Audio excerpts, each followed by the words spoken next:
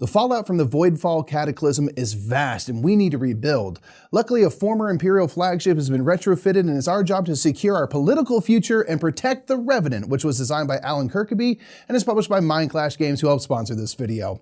Well, I've got to mingle with the great houses and I have some Voidborn ships to eliminate, so let's get this game down to the table to go a little more in focus on Revenant. In Revenant, players will be competing as they curry favor with the great houses as you try to protect the accumulated knowledge of the fallen Novarcan Empire, which is stored on the all-important ship in the center of the board. You'll be placing your workers on various ships around the board in order to take actions allowing you to play cards, gain resources, destroy Voidborn ships, promote your captain, and more. When placing a crew member on a ship, you can move it if it's not one of the large house arc ships. Fighters can attack Voidborn ships, while dropships can allow you to visit a planet to take one of its two actions. The arc ships each have actions to choose from, and visiting ships allow you to gain influence in the associated house. Moving up these influence tracks will be the main way you score points in the game. You must be careful though, as the Voidborn are spreading corruption, and using a corrupted ship or using the corrupted action on a planet will cause you to gain corruption, causing you to lose access to bonus actions and spaces to store resources. Your own personal frigate can attack or land on a planet and can also add an absorber to a sector, helping protect against an attack. There are equipment, training, and support cards that you can play by spending resources. Equipment cards will be placed onto your frigate board and can modify the actions you take with your frigate. Training cards are tucked below your crew members and will give you abilities when you use that worker. Support cards will provide a one-time benefit and will be worth a point at the end of the game. Players can also take actions on the Revenant itself, and this will allow you to build and deploy ships. Each time a ship is built, the house it belongs to grows in power. At the end of the game, this will act as a multiplier for your score, as you will score points equal to your influence in each house multiplied by its power. Ships can be damaged and destroyed, however, during the breach phase, and this will cause houses to lose power. If things are looking overwhelming, players can use the Revenant's power to hyperjump.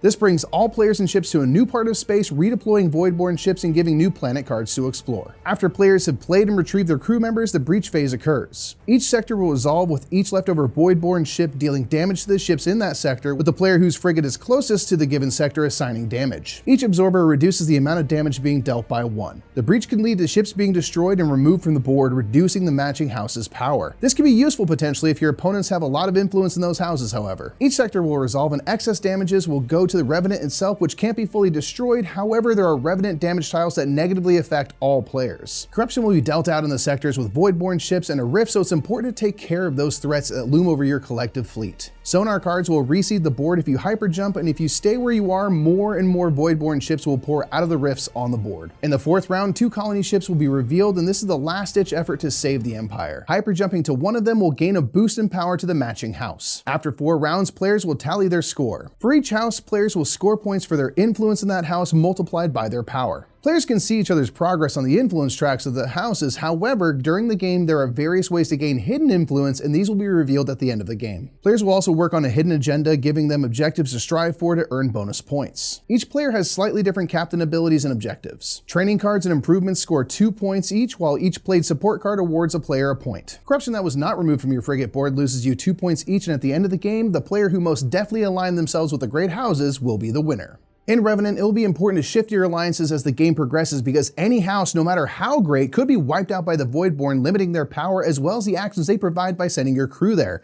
And if Revenant seems like a game you'd enjoy, be sure to check out this page at BoardGameGeek.com. And until next time, I'm Mike Murphy, and we've been going in focus on Revenant. Have a great day.